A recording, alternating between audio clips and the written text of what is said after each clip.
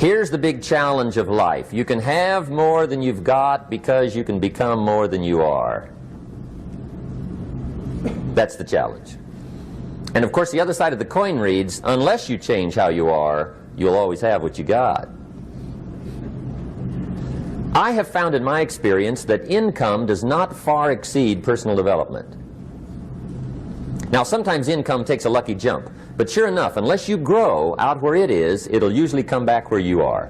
Life has strange ways.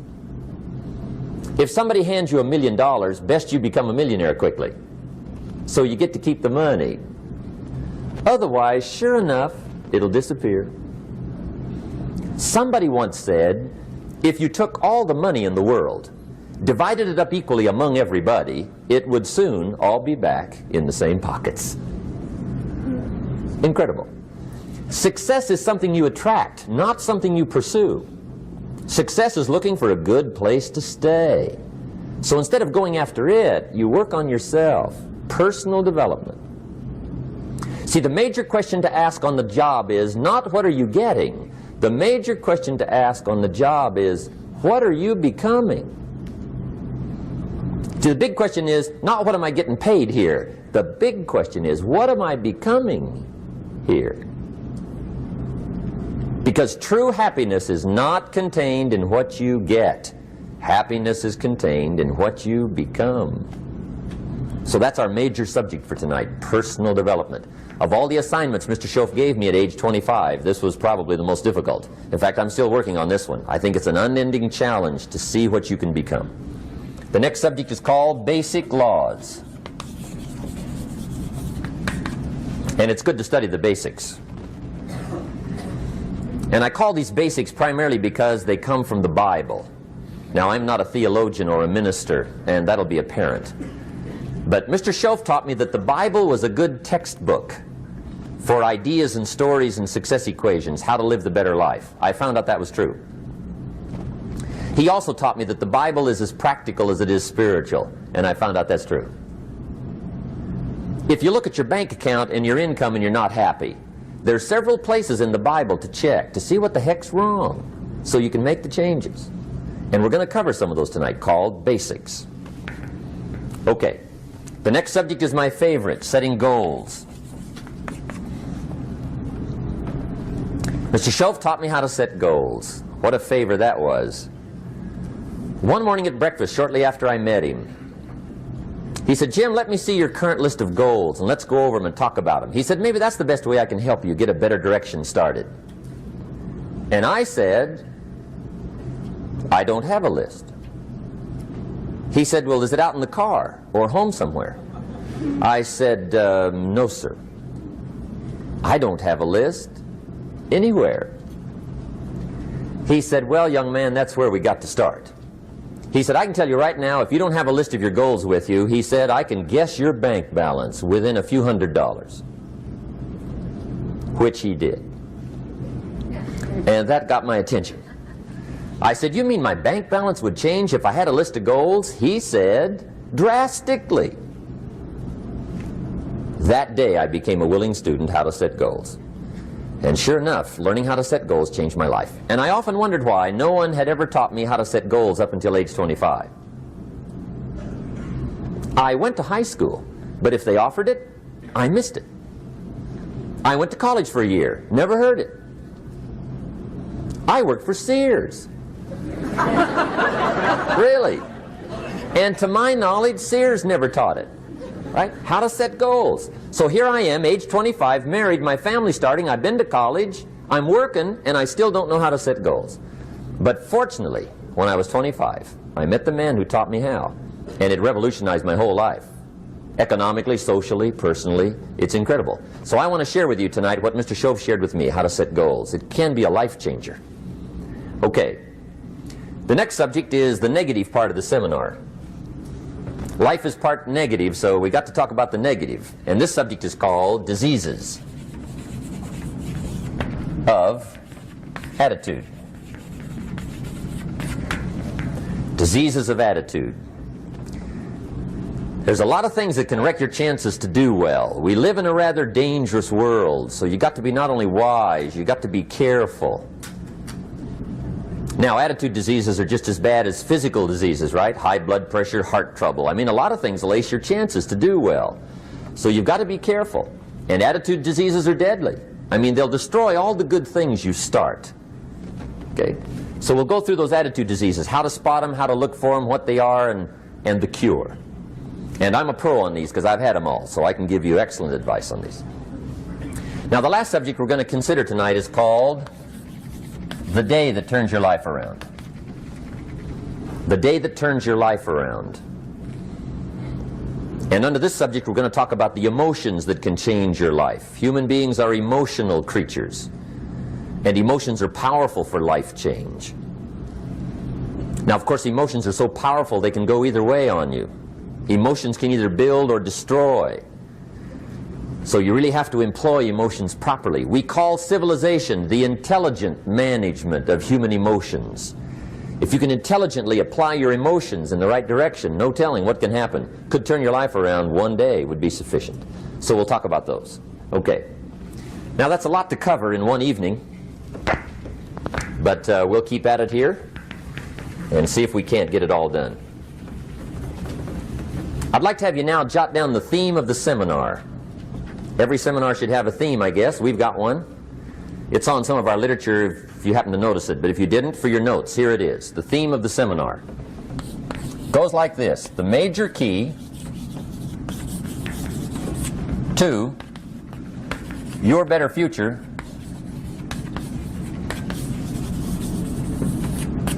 is you. That's the theme of our seminar tonight. The major key to your better future is you. And I'd like to have you underline two words just to give it some added punch. Underline the word major and the word you, so that it reads, the major key to your better future is you. Now, my first suggestion is transfer this to a card or something where you can put it up, where you can see it every day. Preferably put it up where you can see it at the beginning of the day, before you go off to put the day together. This is a good phrase just to glance at, to keep in mind as you're putting the day together. It's called the silent seminar. If you'll just let this talk to you during the day, I found it to be tremendously helpful. The major key to your better future is you. For a big share of my life now, I didn't have this one quite figured out. Among a lot of things I didn't have quite figured out. Many things used to puzzle me back in those early days. I used to wonder why two people could work for the same company, one make twice as much money. Now, see, that used to puzzle me. And maybe they were the same age, graduated from the same school, live in the same community, work for the same company, with the same products and the same services. They've got the same traffic, the same problems, and one makes $1,000 a month, the other one makes $2,000 a month. Now that was my puzzling question. Why would this long list be the same and the money twice as much? I asked, what's the difference between $1,000 a month and $2,000 a month? And I don't mean $1,000 a month, right? I could figure that out. But what makes the difference? Why would one person do twice as well, 3 times as well? Speaking economically. Now, I know there's more than one way to do well. I understand that. But in this little narrow area called compensation, what's the difference? Well, back then, with my faulty thinking, I'm trying to reason it out. I thought, well, maybe time makes some of the difference, right? Some people do better because they have more time. I used to say, Harold ought to be able to do well. He's got a lot of time. If I had all of Harold's time, I could do well. Now, that's got to be dumb, right? Number one, you can't get somebody else's time. A guy says to me one time, he says, you know, if I had some extra time, I could make some extra money. I said, then forget it. There isn't any extra time. Hey, when the clock strikes 12 midnight, that about wraps it up, right? I mean, you can look around the gongs there for a little more, but it's over. You say to the guy, what are you doing? He says, I'm looking for extra time. See, they'll come and take you away, right? There isn't any more time. Now, if you can't get more time, which you can't, what could you get more of that would make a difference in economic results? And here's the key word.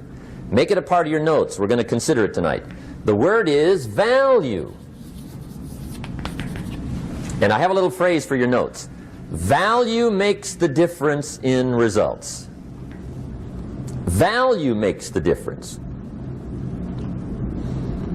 You can't get more time, but you can create more value. Now here's the first lesson of economics. Everybody should learn it from the time they're old enough to understand what a dollar means. How to earn one, how to get one, how to keep one, what to do with it. First lesson of economics. We primarily get paid for value. That's lesson one. Bringing value to the marketplace, that's how you get paid. You don't get paid for the time. I know it takes time to bring value to the marketplace, but you get paid for the value, not the time. Now, since that's true, here's one of the key questions of the evening. Is it possible to become twice as valuable at the marketplace and make twice as much money in the same time? Could you become 3 times as valuable? Make 3 times as much money in the same time? Is that possible? The answer is yes, if. And it's always if, right? Life is known as the big if. Harry Truman once said, life is iffy. How true. And here's the big if we're going to consider it tonight. It's possible to do much better at the marketplace if you go to work primarily on yourself. And that's the theme of our seminar tonight. Learning to work primarily on yourself. People have asked me for the last 24 years, how do you develop an above average income? And the answer is, become an above average person. Develop an above average handshake. Some people want to be successful, they don't even work on their handshake. As easy as that would be to start on. They let it slide, they don't understand. Develop an above average smile. Develop an above average excitement. Develop an above average interest in other people. Develop an above average intensity to win. See, that'll change everything. Probably one of the most frustrating experiences in life is looking for an above average job with above average pay without becoming an above average person. It's called frustration.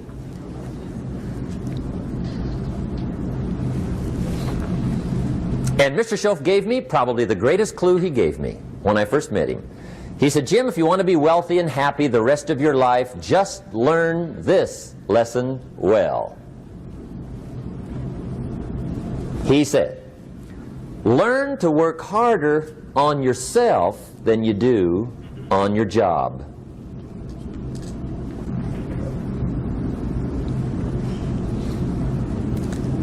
Then Mr. Schoaf gave me probably one of the most important clues among so many things he taught me, but this was in those early days.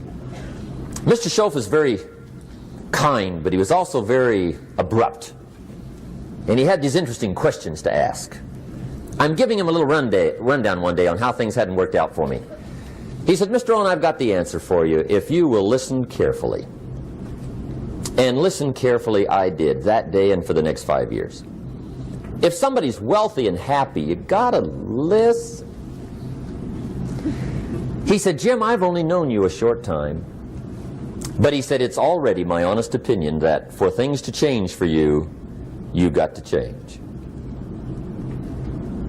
That wasn't quite the answer I was looking for.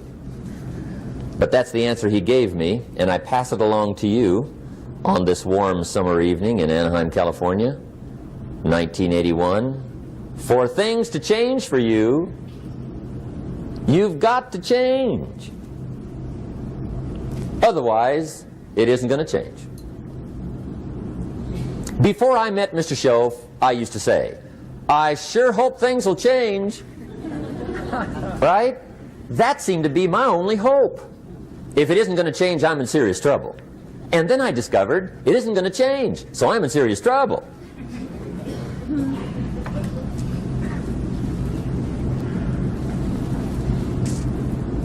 See, I can tell you what the 80s are going to be like. You have dropped into the right place. I did a seminar one time for Standard Oil executives and management in Honolulu.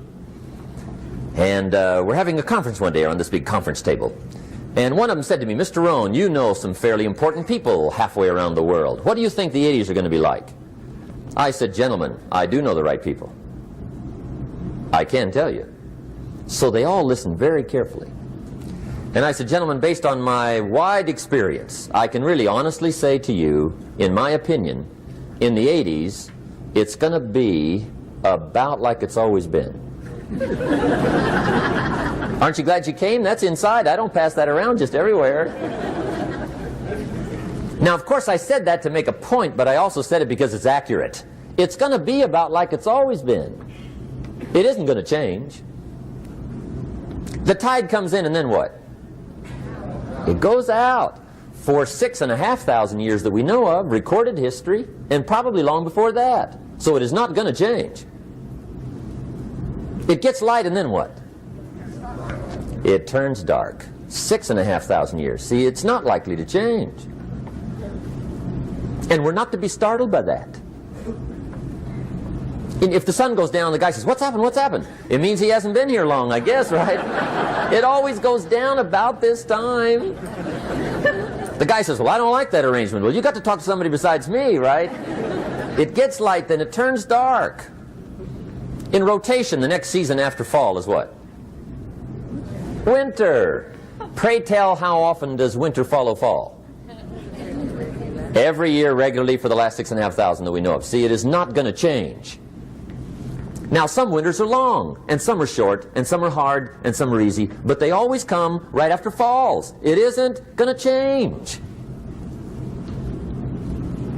Sometimes you can figure it out, sometimes there's no way to figure it out. Sometimes it goes well, sometimes it gets in a knot. Sometimes it sails along, sometimes it gets in reverse. See, that's not going to change. The last 6,000 years reads like this: opportunity mixed with difficulty.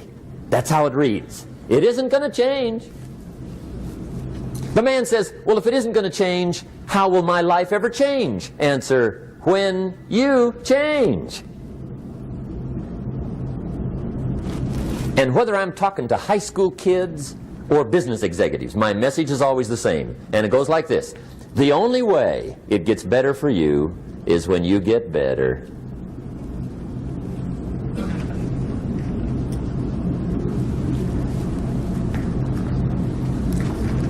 Let me give you the 4 major lessons in life to learn. Here's 4 majors. It's good to study the majors. In our weekend seminar we teach. Some people don't do well because they major in minor things.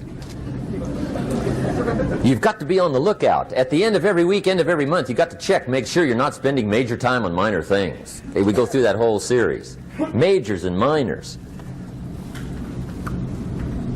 Now, let me give you 2 phrases before we get to the 4 majors. This will set it up and you'll see where I'm going. 2 key phrases for your notes. Here's the first one. Life and business is like the changing seasons. That's the first phrase. Life and business is like the changing seasons. One of the best ways to describe life, it's like the seasons. Frank Sinatra sings, life is like the seasons. Now here's the second phrase. Very important. You cannot change the seasons, but you can change yourself. You can't change the seasons, but you can change yourself. And see, that's how life gets better for you, not by chance, but by change. Now here's the 4 major lessons in life to learn. I've got my first book finished, came out a couple of weeks ago. This is in it, the 4 major lessons in life to learn. Here they are. Number 1, learn how to handle the winters. That's lesson 1. They come right after falls, with regularity. Some are long, and some are short, and some are hard, and some are easy, but they keep coming. You must learn to handle the nights. They come right after days. You must learn to handle difficulty. It comes right after opportunity. You must learn to handle recessions. They always follow progressions. For the last 6,000. See, it isn't going to change. The lesson you must learn is how to handle it. And there's all kinds of winters, right? The winter when you can't figure it out. The winter when it all goes smash. The winter when it turns belly up. The winter when it won't work, when you've run out of money and you've got a broken heart. See, those are winter times. There's all kinds. Economic winters, social winters, personal winters. When your heart is smashed in 1,000 pieces and the nights are unusually long, your prayers seem to go no higher than your head. It's wintertime. Barbra Streisand sings, "It used to be so natural to talk about forever, but used to be's don't count anymore. They just lay on the floor till we sweep them away. You don't sing me love songs, and you don't say you need me, and you don't bring me flowers anymore." A song of winter. But see, the disappointments come. Those are normal. That's part of life. But the question is, how do you handle it? How do you handle the coming winters and the disappointments and the down times? Well, you can't get rid of January by tearing it off the calendar. But here's what you can do. You can get stronger, you can get wiser, and you can get better. The winters won't change, but you can. And that's how life changes for you. See, before I understood, when it was winter, I used to wish it was summer. I didn't understand. When it was hard, I used to wish it was easy. I didn't know. And then Mr. Schoaf gave me a part of his very unique philosophy when he said, "Don't wish it was easier, wish you were better." See, that triggered my whole life change. Don't wish for less problems. Wish for more skills.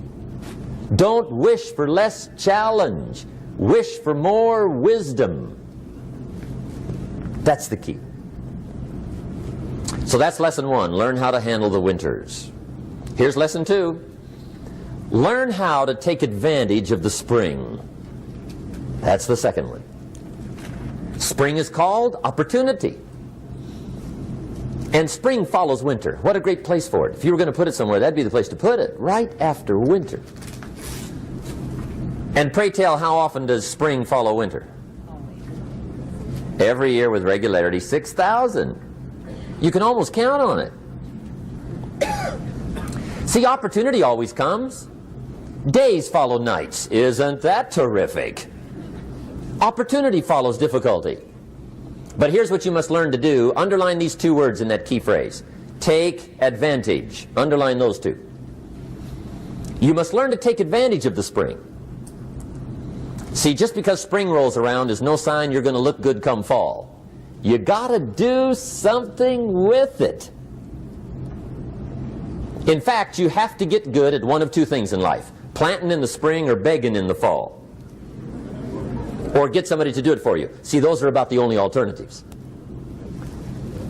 Now here's what else you must do. Take advantage of the springs quickly, because there's only a few. Just a handful of springs have been handed to each of us. They don't come forever. Life is fairly brief. So you got to read every book you can get your hands on what to do with your springs while they're here. And take advantage, they soon run out. The Beatles wrote, "Life is so short." And for John Lennon, it was extra short. But life is brief. Elton John sings, "She lived her life like a candle in the wind." It's brief. So whatever you're going to do with your life, you got to get at it. Don't just let the springs pass. Here's the third major lesson in life to learn. Learn how to protect your crops all summer.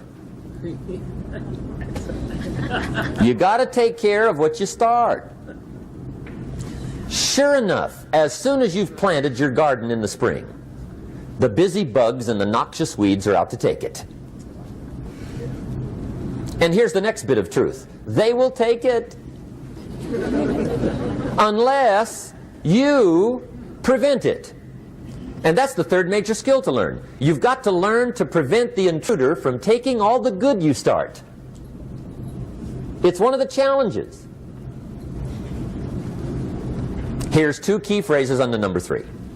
First one, all good will be attacked on this planet. Maybe not the next one we get to, but on this one, all good will be attacked. Every garden will be invaded. Not to think so is naive. And here's the second phrase. All values must be defended. Political values, social values, community values, family values, marriage values, friendship values, business values. Every garden must be tended all summer. Third major lesson. Now here's number 4. Fourth major lesson in life to learn. Learn how to reap in the fall without complaint. Learn to reap come harvest time without complaint. Take full responsibility for what happens to you. It's one of the highest forms of human maturity, accepting full responsibility. It's the day you know you've passed from childhood to adulthood, the day you accept full responsibility. And another note, learn to reap in the fall without apology. Without apology if you do well, and without complaint if you don't. That's maturity. I used to have that long list of reasons why I wasn't doing well. To explain. You got to explain, right? Otherwise you're going to look bad. I used to have this funny list called Reasons for Not Looking Good.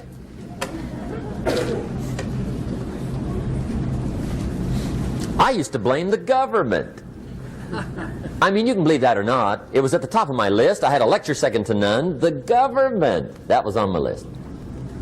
I used to blame taxes. Look what you got left after they take everything. And they expect you to do well. That was on my list there. Prices, that one's easy, right? You walk into the supermarket with $20, come out with a little half bag. So I had that on my list. I used to blame the weather. I blamed the traffic. I used to blame my car. I blamed the manufacturers. I used to blame the company. I blamed company policy. I used to blame the training program. I blame my negative relatives. They were always putting me down. I blame my cynical neighbors. They're just selfish, looking out for themselves. Won't loan you money? They were on my list.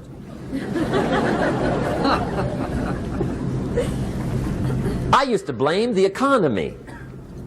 I blamed the community. That's a pretty good list for not doing well, isn't it? I thought it was good. I'll never forget one day, Mr. Schoaf was very kind, but he was also very blunt, and this was no exception. And I'm glad he was blunt. There's a lot of things I'd have missed if he hadn't have been blunt. One day, with sort of a curious look on his face, he said, "Jim, just out of curiosity, tell me, how come you haven't done well up until now?" Excellent question. I thought, well, so I won't look too bad, I'll go through my list.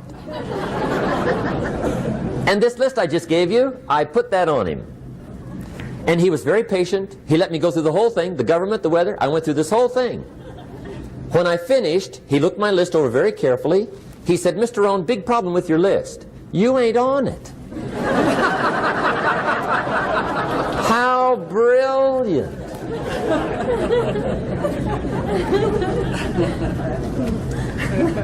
When I went to work for him a few months later, I learned very quickly to tear up my list, reasons for not doing well, and I threw it away.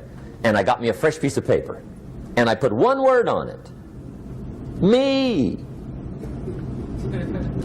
There's a black heritage spiritual that says, "It's not my mother nor my father, nor my brother nor my sister, but it's me, oh Lord, standing in the need of prayer." See, I used to blame everything outside. And then let me give you a little philosophy that helped turn my life around. For your notes, here it is. It's not what happens that determines the quality or the quantity of your life. It's not what happens. And the reason is because what happens to about everybody. No different. The sun went down on all of us last night. A common event, a happening. And I found out that the same things can happen to two different people. One gets rich and one stays poor. Why is that? It's because it's not what happens, but rather it's what you do that changes everything. So that's a key phrase. It's not what happens, it's what you do. What happens is about the same. You might put that in parentheses here. Same. What people do, that's what's different. Anything can happen, right? Everything can happen. I've heard all the stories. I've been one of the stories. Hey, we could all tell stories all night long, right? Happenings. Anything can happen. Have you heard of Murphy's Laws? Anybody here heard of Murphy's Laws? Okay, most of you have. Murph had these laws. One of them was, if anything can go wrong, it will. That's one of Murphy's Laws. He was not one of the great positive speakers of the day. But anyway, it's still true though, right? Anything can go wrong, everything can go wrong. For sure. I've fallen out of the sky so many times. Once to the tune of a couple of million. Devastating. Took me a while to survive that one. Now, it wasn't all that much, but it was all I had. Right? I mean, that's when it's much, right? When it's all you got. If you got 3, 2 go, you got 1 left, you ain't looking that bad. But when it all goes. Has anybody been there when it all went? Anybody? Come on, the rest of you liars. Go ahead. Hey, we've all been there, right? When it all went. Of course, it used to be a long time ago, right? When you ran out of money, got to 0, you were all through. Heck, now you can whistle right on by 0, right? I mean, they will bury you. That's what they will do.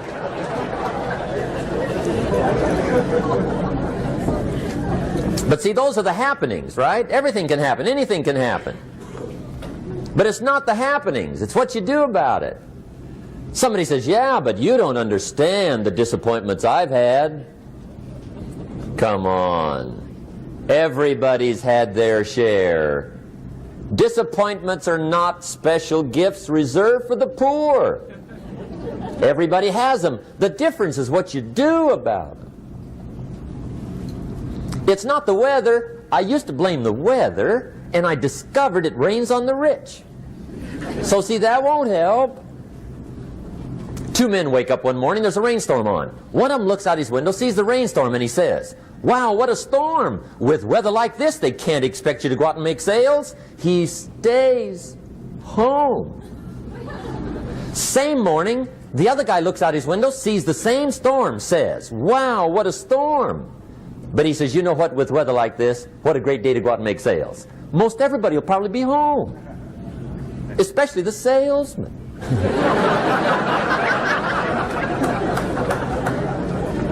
See, that's the difference in how your life works out. It's not what happens, it's what you do. So here's one of the key questions of the evening. Starting tomorrow, what are you going to do that'll make a change in your life's direction? Good question. What are you going to do starting tomorrow that'll make a difference? Now see, if you don't do something starting tomorrow that'll make a difference, guess what? It's gonna be the same. And see, that way you can guess what the next 5 years are going to be like. Look at the last 5. Because the next 5 are going to be like the last 5 unless you, major key, tomorrow, change it all. Or change a little, or change something, or don't change. It's choice time. You can do whatever you want. But it's nice to know any day you wish you can change your whole life. What can you do starting tomorrow that'll make a difference? Good question. What can you do with economic chaos, massive disappointment? What can you do with a broken heart? What can you do when it won't work? Good question. So if I had a word with you tonight, one-on-one, just you and me.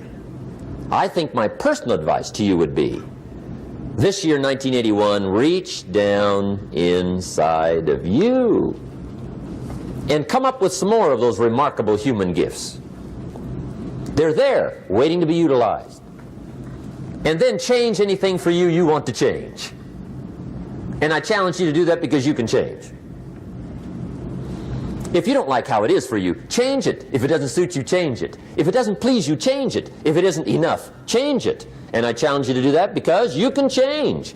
See, you don't ever have to be the same again after tonight, only by choice. If you don't like your present address, change it. You're not a tree.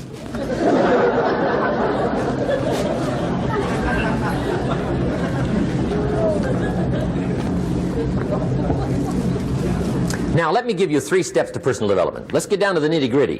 What does it take to really make the changes starting tomorrow? It takes more than philosophical pronouncement. I know that. It also takes more than enthusiasm. I know we're hearing a lot about enthusiasm these days, but see, that just won't do the job. We're still hearing the old cliches of the 30s, right? To be enthusiastic, you must act enthusiastic. But see, that's not going to help. After you have leaped about, there are some things you've got to do, or it isn't going to change. See, you can get all excited about lifting 200 pounds till you get to the gym. And then you need a new excitement. And the new excitement is called discipline. Major step to human progress. Discipline. If there's one thing to get excited over, that's it. Get excited over your ability to make yourself do the necessary things. What could you make yourself do starting tomorrow that would change it all? No! Tell him. Now, see, that's exciting. On any given day, you can massively change the direction of your life. Murder is a clear example that any one person on any given day can forever alter the course of their life. It just happens to be a negative act. But just as sure as you can commit a negative act, you can also commit a positive act and forever alter your life whenever you wish. Now that's exciting. And whatever that act might be that changes your life.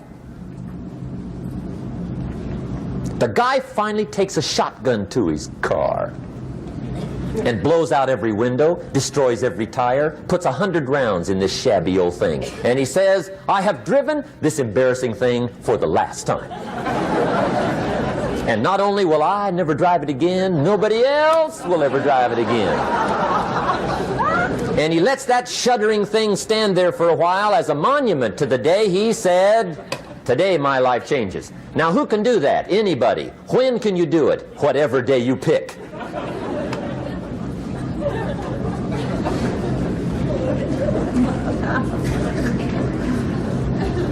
Now here's the key to discipline.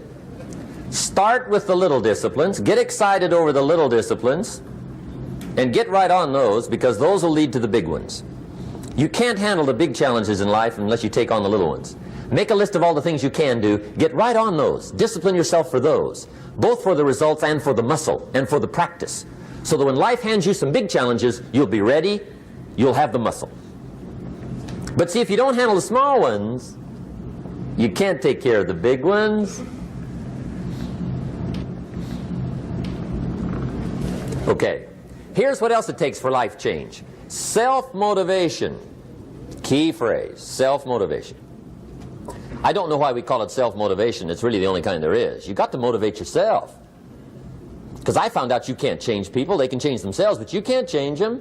Lord knows some I've tried. But see, it won't work. People have to change themselves. I learned some of those lessons early. I built a little sales organization way back in those early days. I'm 25. And I had some nice people. I said, I'm going to make these people successful if it kills me. I almost died, right? I mean, you can't do that.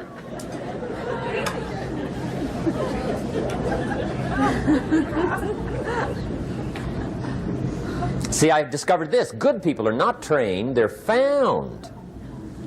You find good people. You don't make them good, you find them good.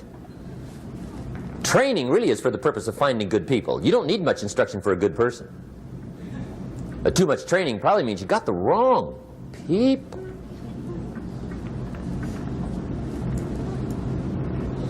So you got to find the right people. That's the key to getting a good job done. One of the major things we learn in management, lesson 1, don't send your ducks to Eagle School.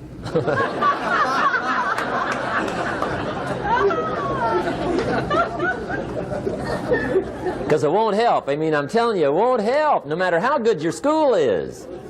And the little eagle badge and little eagle hat, I'm telling you, it won't help. It won't help. You can tell whether your school's done any good, right, is when it's over, right? The duck goes for his first rabbit and makes him a friend. You say, no, no, no. Anyway, so it takes self-motivation to really alter your life. And you don't want to give self-motivation away to somebody else and make it somebody else motivating you. The guy says, boy, if somebody just come by and turn me on. What if they don't show up? Right? See, you got to have a better plan for your life. Okay. Now, if you're excited and you're ready to change, let me give you 3 steps to start life change that can change your life, your personality, your lifestyle, everything can change. Here's the steps. Number 1, find out how things work. The first key to doing better is find out. To change your life, really, you need ideas. There isn't anything an idea can't change. And Schoaf taught me the major problem is lack of an idea, not a problem. At first I didn't have any money. I said to Mr. Schoaf, I don't have any money. He said, that's not a problem. Now see, up until then I always thought it was. Right? I was confused. He said, no, no, the problem is lack of an idea on how to create money and wealth. It isn't lack of money, it's lack of ideas. So if you get the ideas, see, you can change anything. Now to get ideas, you need a constant study of finding out. Now, Schoaf also said, when you find out something that works, put the information in your journal. Don't use your head for a filing cabinet.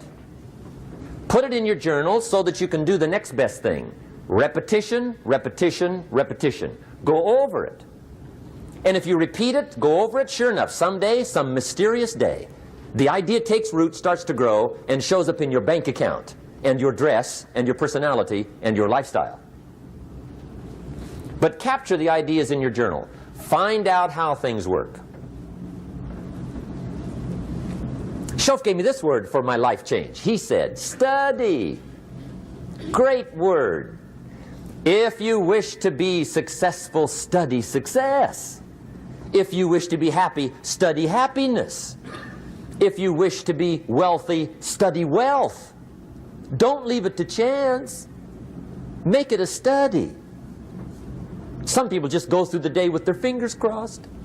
See, that won't do it. You've got to study the things that can change your economic, social, spiritual, personal life.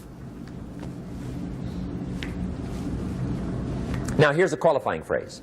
And we'll have several of these qualifying phrases throughout the seminar. Here's the first one. You may not be able to do all you find out. I understand that.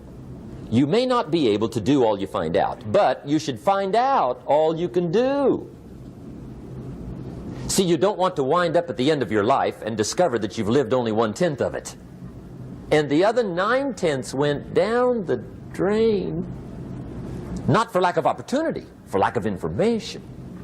So that's number 1, find out how things work. Now here's the best human virtue for finding out, curiosity. Make a note of that. Curiosity. Be curious. You might add a word to it that'll help. Childish curiosity.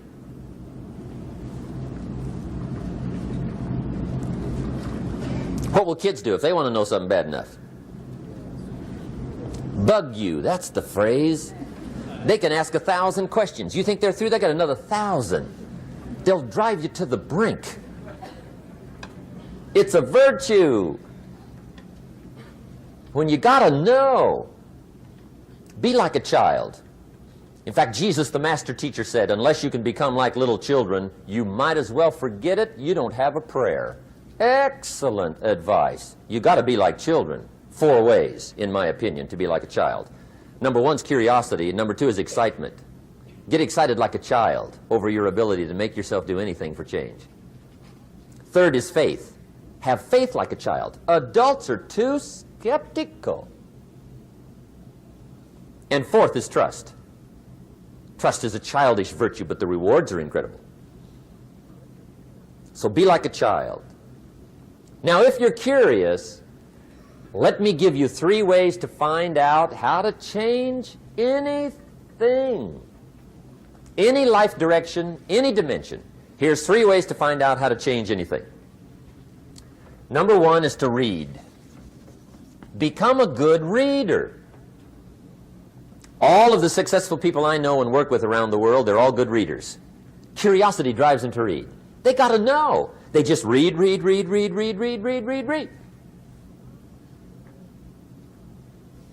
Become a good reader. Now, that's my opinion. Listen to the other lecturers and listen to me and make up your own mind. Don't be a follower. Be a student. Okay? I say, really, for life change, you got to read. One way to learn is from your own experiences, but another way to learn is from other people's experiences. See, one book might save you 5 years if you read it. Did you know there's books on how to be stronger, more decisive, be a speaker, be a leader, have a better effect on other people, develop your personality? Did you know there's books on that? And people don't read them? How would you explain that? And they can read? Did you know that hundreds of successful people have written their stories in books and they wrote down how they did it and people don't read it? How would you explain that? The guy's busy, I guess.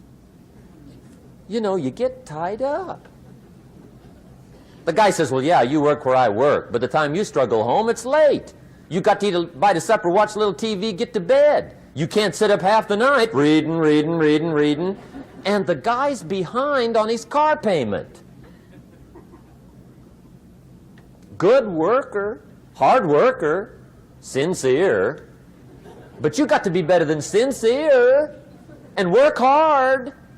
Otherwise, at the end of your life, you'll wind up cold, stony broke. You got to be better than a good worker. You got to be a good reader. The whole world is governed by laws. The universe, in fact. Laws. We call it the law of electricity. We call it the law of gravity. There's mathematical laws. There's physical laws. Speed and velocity laws. Agricultural laws. There's all kinds of laws. Now that we find ourselves on the spinning planet, you just have to learn what I call the setup. Learn the setup. Life's setup. Now, we didn't set it up, but we're here, so you got to learn it. And we should learn the setup for 2 basic reasons. Number 1, to keep from getting hurt. It's one of the major reasons for learning, so you won't get hurt. See, economically, socially, personally, you can get hurt just not knowing. Ignorance is not bliss. Ignorance is poverty. Ignorance is tragedy. You got to know, or you're going to get hurt. It's good to know not to walk out the 10-story window. That's excellent information. Now, what if a guy didn't know and he walks out? Now he's dead at the bottom. Somebody says, well, the poor guy didn't know. You got to know, or you're going to get hurt. Okay. Now, here's a parenthesis. You don't have to like the setup. I don't ask you to like how it is. That's not what's important. But it is important to learn how it is. Okay? So you don't have to like it, but you should learn it. That's what I tell the kids, right? Make sure you get the information. What you think about it, that's up to you. What you're going to do with it, that'll soon be up to you. But make sure you get it. See, there's nothing worse than being stupid. Nothing. I mean, being broke is bad, but being stupid is awful. And what's really bad is being broke and stupid, right? That's about the end of the world. I mean, there isn't anything much worse than that. Unless you're sick. Sick, broken, stupid. I mean, that is it, right? There's nowhere else to go. So make sure you get the information. It's key. You don't have to like it, but learn it. If this big monstrous thing lifts up in the sky, hangs there for a little while, cuts loose, comes crashing down, boom, shakes the ground for 5 miles. And then this big monstrous thing lifts back up in the sky, hangs there for a little while, cuts loose again, comes crashing down, boom, shakes the ground for 5 miles. It just keeps doing it, this big monstrous thing, lifting up and then crashing down, boom. Now, you might come along one day and say, that's got to be a stupid arrangement, which is okay. You're entitled to your opinion. But the first thing you should learn to do is get out from under it, right? That's number one. You might have a great moral argument. You might want to shake your finger at the sky, but do it from over there, right, so you don't get smashed. It's called your basic smart. So number one, learn so you won't get hurt. Whether you like it or not, learn. Now here's the second reason for learning, the setup, to benefit. It's called the plus of life. And that's what life is, right? Both minus and plus. The minus is tragedy, heartache, misery, failure, unhappiness. But life is also happiness, prosperity, good feelings. So here's the key. Learn to get on the good side of the way things work.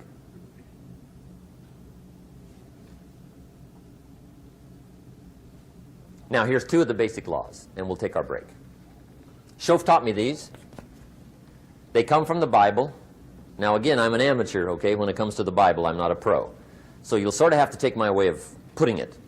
But here they are. The first one is the law of use. The law of use. And it goes something like this. Whatever you don't use, you lose. Lack of use causes loss.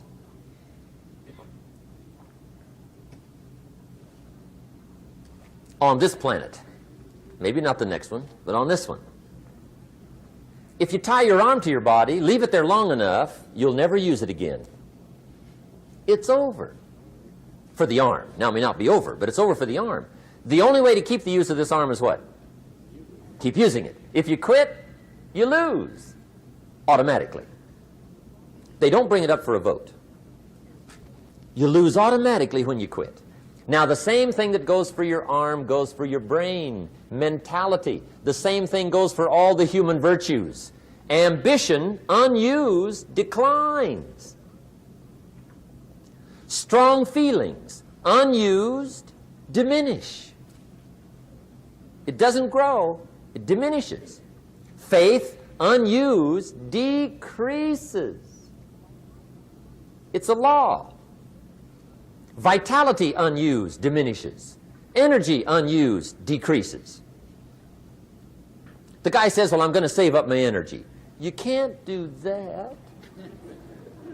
That's like trying to save today, put it on the end of the year. See, you can't do that. They'll come take you away. If you don't use today, what? It's lost. The guy says, well, I'll work twice as hard tomorrow to make up for it. See, that's foolish. You could have done that anyway. Today unused is lost. A talent unused is lost. An ability unused is lost. So here's one of the key expressions of the evening. Take a new inventory of yourself. Starting tomorrow, new project. Take a new inventory. And make sure that all of your talent and ability and mentality and ingenuity and vitality and strong feelings, faith, courage, make sure that all you've got's being used. Otherwise, you lose. Now, one of the best illustrations of the law of use is a Bible story called the Parable of the Talents. The talent story. Interesting story if you haven't read it in a while. Just review it. It's a good story. An ancient story. It says there was a master with 3 servants. He got them together one day and he said to the 3, I've got these talents. And in those ancient days, a talent was a measure of gold. And he said to the 3 servants, take these talents and see what you can do with them while I'm gone. He said, I'm taking a journey and I'll be gone for a while. When I come back, we'll get together, go over the book, see how you did. He said, here's 5 of these talents for you. 5. Here's 2 of them for you. 2. And here's 1 for you. 1. The master said, take those talents, see what you can do with them. When I come back, we'll get together, we'll go over it all. The servant said, okay, master takes off. According to the ancient story, the master comes back from his trip. When he gets back, he gets the 3 servants together, and as he said he would, he asks, how did it go with those talents? You were 5. What happened? That servant said, well, I took the 5 talents you gave me, and I put them to work. A little shaky at first, but he said things finally got rolling. And he said, I poured it on. And he said, my talents grew to 7, 8, 9, 10. He said, I doubled my talents from 5 to 10. Books will show. Master said, one heck of a job. Or something like that. He said, I gave you 2 talents. What happened? That servant said, about the same thing happened to me. I put those 2 talents to work, poured it on. They grew to 3 and then to 4. He said, I doubled my talents from 2 to 4. Books will show. Master said, well done. He said, I gave you 1 talent. What happened? That servant said, well, I took the talent you gave me, and I carefully wrapped it, and I dug a hole and buried it. And camouflaged it, I suppose, right? So nobody would steal it. And he said, fortunately, nobody got it. And he said, I knew you were going to be here today, so I dug it up. Here it is, safely wrapped. I did not lose it while you were gone. According to the ancient story, the master said, take that talent away from him and give it to the man that's got 10. Now you might say, well, I don't like that arrangement. The poor guy's only got 1 talent. He's already got 10. It ought to be more even. Remember, I didn't ask you to like it. But this one I would ask you to learn, because it simply means whatever you do not employ, you forfeit. It's a law. So learn well the law of use. Now here's the second one, and we're going to take our break. Second law from the Bible.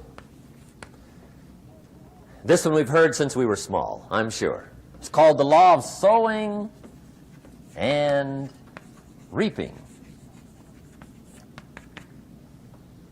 In fact, we've probably heard it so often we could quote it. It says, whatever you sow, what? You shall reap. Fairly blunt, hopefully clear. Here's my first suggestion on the law of sowing and reaping. Don't try to beat it.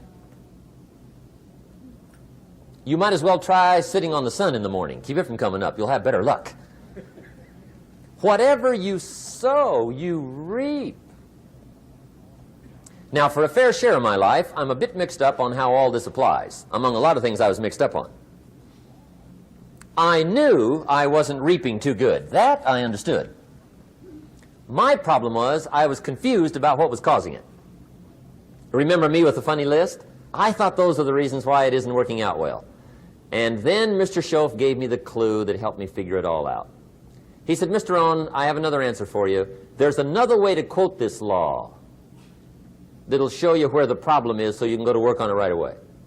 All you need to know is where the problem is. Then you can go to work on it. So he quoted me the law another way, and I found out what my problem was. Here's the way you quote the law. Whatever you reap is what you've sown. Now I knew what my problem was. Whatever you reap is what you've sown. If you don't like the crop, who do you look up? Answer, whoever planted it. And where do you find who planted your crop? Answer, in the mirror. What I finally learned to do come fall was to go to the mirror. That's where you go. And if necessary, you say, a few skinny carrots? I got to be unimpressed. Where were you last spring? Asleep. Didn't you read the books? Did you break your hoe? Let me give you 7 key points to the law of sowing and reaping. Let's tick right down through the list of 7, and it'll be break time. 7 points to sowing and reaping. Here's part of the philosophy that really helped me to make some changes in life direction. Number 1, the law of sowing and reaping is negative. That's number 1, which simply means if you sow bad, you reap bad. Now, this is kind of 3rd grade, but it doesn't hurt to go over the basics. If you plant thistle seeds, you don't get pumpkins. Honest, no use looking for pumpkins. John says, how come no pumpkins? Come on, John. The law's negative. That's how come. Now, here's number 2. The law's positive, which simply means if you sow good, you reap good. If you plant pumpkin seeds, you don't get thistles. Not from pumpkin seeds. Mother Nature won't pull tricks on you over in the corner snickering, pushing you thistles and you planting pumpkin seeds. She won't do that. You will get pumpkins from pumpkin seeds, and the reason is because the law is positive. Now, here's number 3. I got excited when I found out the full dimension of this. See, you do not reap what you sow, but rather, you always reap much more than what you sow. So the 3rd key word is more. You don't get back what you put out. You get back much more than what you put out. And it works both positive and negative. On the negative side, it said, if you sow to the wind, you reap the whirlwind. So you've got to get ready for that, or you will be naive. See, anybody can, whether you will or not. See, that's the question. And here's a good question to ask. We are all buying somebody's plan. The question is, whose? Who's got you talked into doing what you're doing? Who's got you talked into your present plan? See, 10 years from now, you will surely arrive. The question is, where? But see, anybody, if you want to, can go searching for a good plan, pick it, and start working it. And sure enough, as the time passes, as it surely will 5 years from now, 10 years from now, then you'll be winding up wearing what you want to wear, driving what you want to drive, living where you want to live, become what you want to become. But now's the time to fix the next 10 years. And who can? Anybody. Here's number 6. The 6th key to sowing and reaping. This is leveling with you now, as we promised to do. There's one thing better than the truth, and that's the whole truth.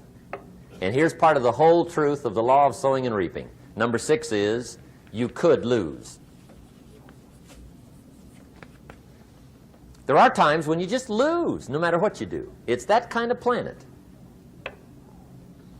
You reap what you sow, yes, but...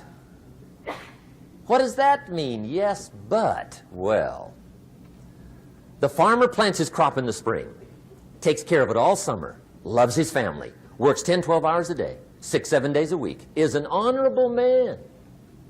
Come fall, he's got a beautiful crop, and he deserves every bit of it. But the day before he sends the combines into the field, a hailstorm comes along and beats it all in the ground. Which means you lose. Somebody says, well, what did he do wrong? Answer, nothing. It's just that kind of planet. Sometimes it's going to hail on your crop and rain on your parade, so you got to get ready for that or you will be naive. That's just part of the life arrangement. And don't press me why. I was not in on some of the original decisions here, so I don't know how it got set up. But there's just times, sometimes you lose. That's part of life. But now here's number 7. The 7th key to sowing and reaping. And it goes like this. It's just another way to quote the same law. And it goes like this. If you don't sow, that's just another way to quote the law. If you don't sow, what? You don't reap. You don't even have a chance. So if you looked at your game plan tomorrow, you might come to the quick conclusion, I got to get some sowing going. How true. Get you some sowing going. And remember, you've got plenty of time. You've got all the time there is. Some people spend enough TV time to make a fortune. The latest article on television watching in this country, according to the latest article, the average television is on in this country in every household 7 hours a day, called the Big 7. I asked a guy one time what his TV cost. He said about $450. I said, you forgot to look at the price tag. He said, what do you mean? I knew he was a TV watcher. I said, that television costs you, in my opinion, at least $12,000 a year. To watch it, not to own it. Owning it's cheap. Watching it is what's expensive. And I said, hey, $12,000 a year is too much to pay to watch TV. That's too much. Pay a little, but not $12,000. And he's the guy that said, I hope pay TV never comes.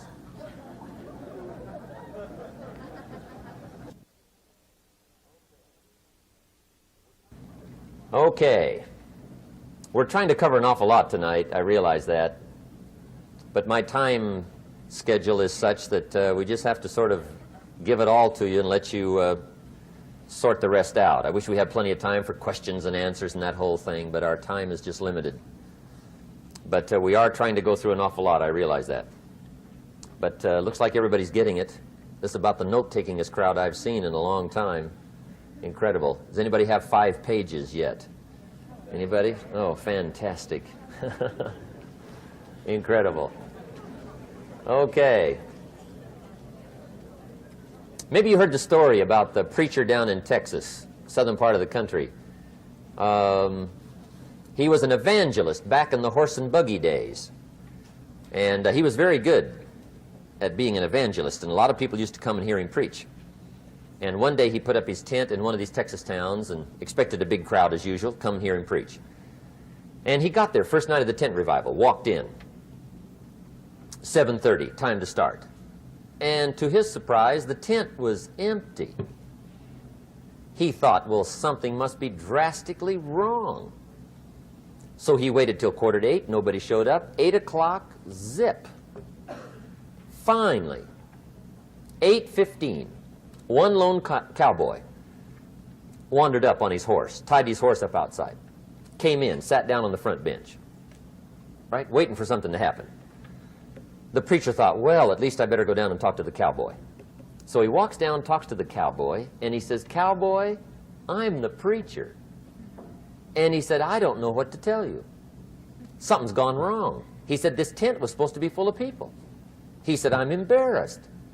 He said, you're the only one that showed up. And he said, I really don't know what to do. And the cowboy said, well, I'm not a preacher, so I really can't tell you what to do. You know, he said, I'm just a cowboy. But he said, I know this, if I went out to feed my cattle and only one showed up, I'd at least feed it. The preacher thought, hey, the cowboy is right. If you've got a good idea to share, you should share it, if there's 1 or 1,000.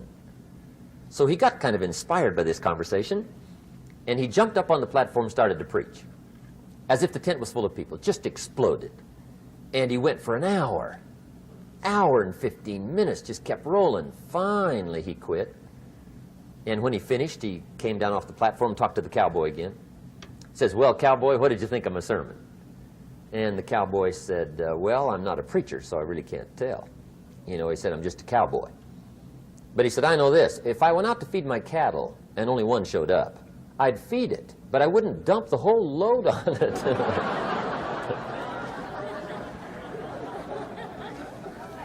So anyway, if it seems like we're dumping the whole load tonight, I guess we are. But gosh, everybody's doing well. I'm having a good time. I appreciate the response here tonight. Okay, the next subject is setting goals. Let me show you what turned my life every way but loose. Mr. Schoaf dropped this idea on me, changed me completely. Setting goals. Here's what can easily happen if you don't set goals. It's easy to let life deteriorate into making a living instead of designing a life. And we all have a choice. Make a living or design a life. It's easy to get trapped by economic necessity and settle for existence rather than substance. That's easy. But the best advice I can give you on how to break out of that trap is to learn how to set goals. Mr. Schoaf put it to me this way. He said, Jim, if you had enough reasons, you could do the most incredible things. I never forgot how he put that. If you have enough reasons. See, reasons will change your whole life. Mr. Schoaf said to me, he said, Mr. Rohn, I think you've got plenty of intelligence, you've got plenty of talent, you've got plenty of ability. Probably what you lack is plenty of reasons. He said, I don't think your current bank balance is a true indication of your level of intelligence. I was happy to hear that. He said, I think you're much smarter than your present bank balance indicates. And that turned out to be true. I was much smarter. But of course my first question was, well then why isn't it bigger? And he said, you don't have enough reasons. You've got enough intelligence, but not enough reasons. So see, reasons can change your life. Here's what else I found out. Reasons come first, answers come second. You don't get the answers to do well till you get the reasons. Life has a mysterious way of hanging on to all the answers and only gives them up to the people that are inspired by reasons. So reasons make the difference in how your life works out. Now, what are some of the reasons for doing well? Let's go through a quick list called Reasons for Doing Well. First is personal reasons. Some people do well for recognition. Some people do well for respect. Some people do well for the way it makes them feel. They love the feeling of being a winner. Those are good reasons. I have some millionaire friends that keep working 10, 12 hours a day, making more millions. And it's not because they need the money. It's because they need the joy and the satisfaction and the pleasure that comes from being a constant winner. And see, it's not just the money anyway. It's the journey, not the money. Once in a while somebody says to me, boy, if I had $1 million, I'd never work another day in my life. That's probably why the good Lord sees to it they don't get their million, right? They'd quit. They'd quit. Okay. Next is family reasons. Some people do extremely well for other people, and that's powerful. Human beings can greatly affect each other. Sometimes we will do things for somebody else we will not do for ourselves. We're made that way. I met a man one time who said, Mr. Rohn, to do all the things I want to do with my family around the world, he said, I got to have at least $250,000 a year. I thought, incredible.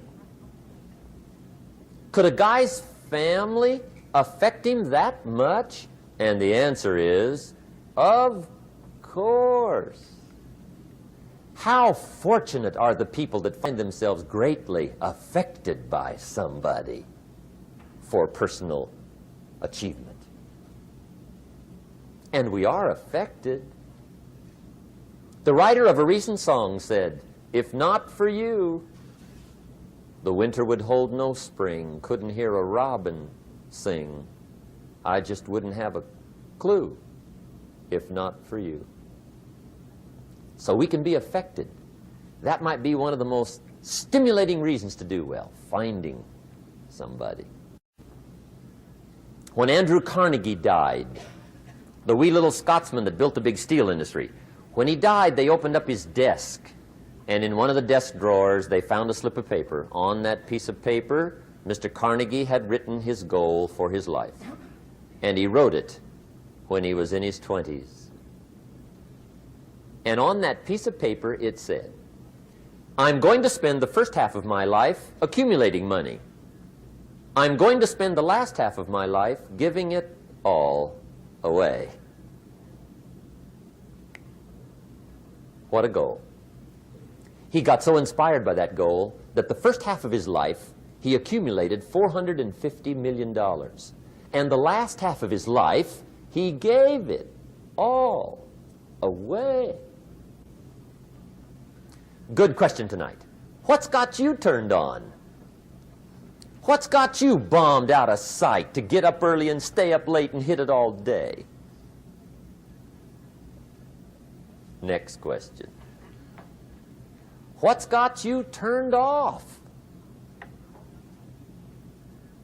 When I found the answers to those two questions, my life exploded into change. I finally found out what had me turned off, and I got that cured. And then I got me a long enough list of reasons to turn me on.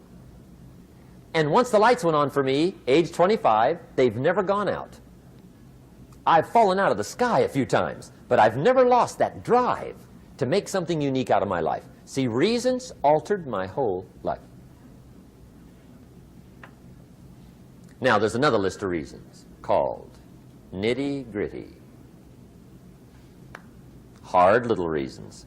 Sometimes those little reasons are the most powerful reasons that can change your life. Sometimes it doesn't take much. I now carry several $100s in my money clip. It's only a few $100s, but it was one of those reasons turned my life around. Just before I met Mr. Schoaf, I heard a knock at the door. I go to the door, and there's a little girl standing there about this tall selling Girl Scout cookies. And she gave me one of the finest sales presentations I've ever heard. Special deal, several flavors, this whole package of stuff, $2. And with a big smile, she very politely asked me to buy.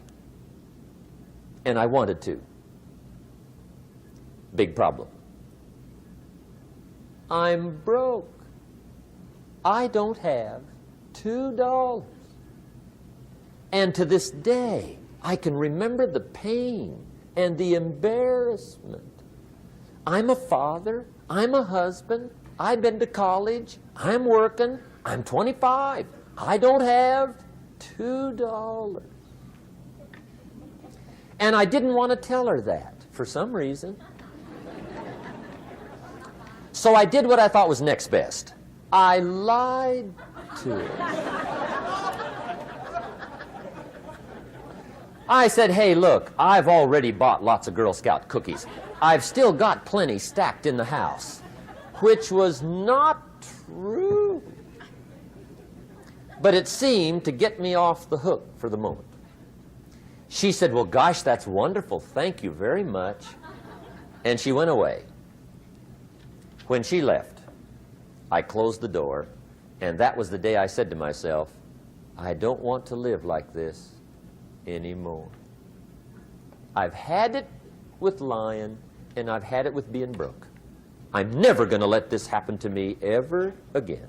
I promised that day I would work as hard as possible and would always carry plenty. It took me a little while, but now I do. It was one of those reasons. And I guess I carry plenty for two reasons. One is the way it makes me feel, but also in case I bump into another Girl Scout selling cookies. Right? I'm ready.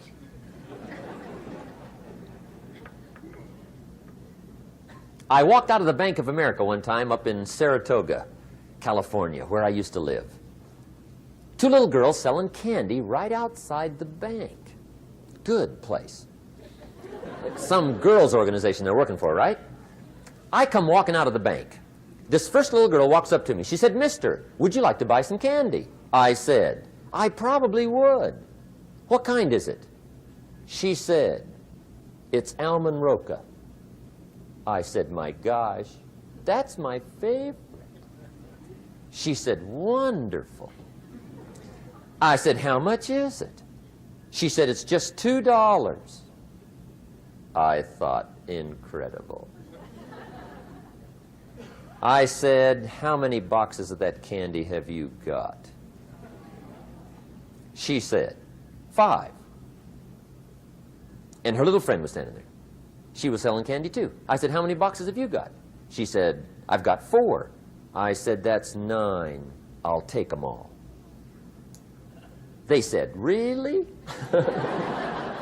I said, "Yeah, it's my favorite. I've got some friends. I'll pass them around." They got so excited, put all this candy together. I reached in my pocket, gave them the $18. When I've got the candy and they've got the money, that first little girl looks up at me. She says, "Mister, you are really something." How about that? Can you imagine only spending $18 and have somebody look at you in the face and say, "You are really something"? Now you know why I carry heavy, right? I'm not going to miss anymore. It was just one of those reasons. Helped to change my life. One of my nitty-gritty reasons was budget finance. Budget finance used to grind my soul. Way back in those early days, I had fallen for one of those consolidation loans, where you take all your little hard-to-pay bills, put them into one big impossible-to-pay bill, right?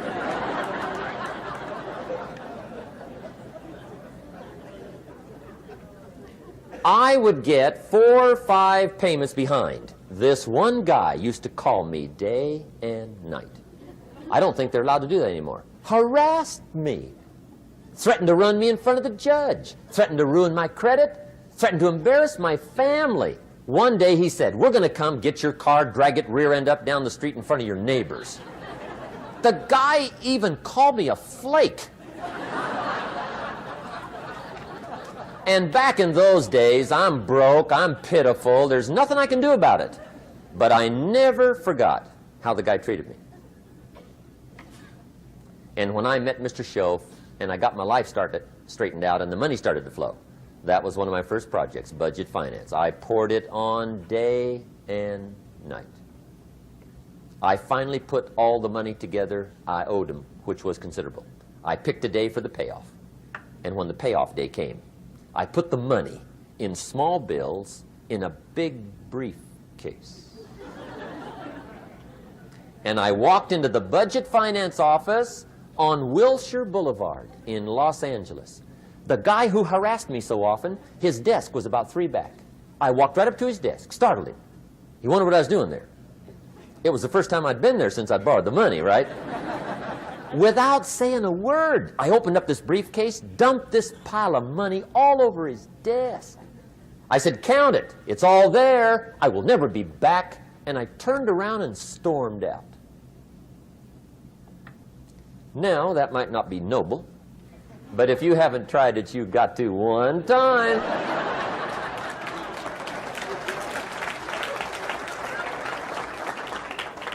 It can be the day that turns your life around. All you need is a reason that turns you on.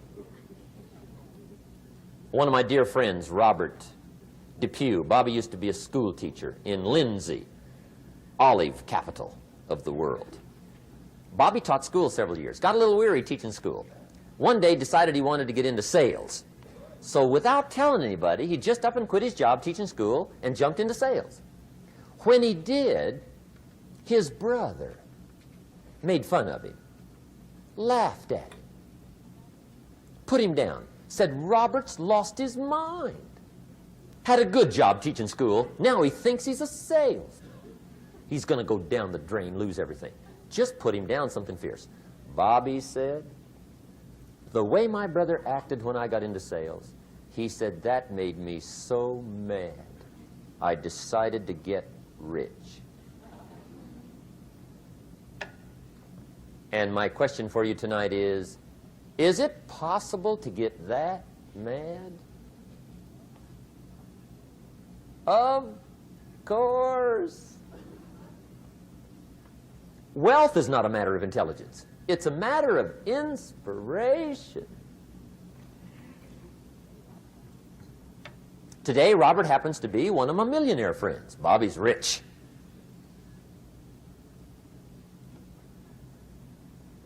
Frank Sinatra said one time, the best revenge is massive success.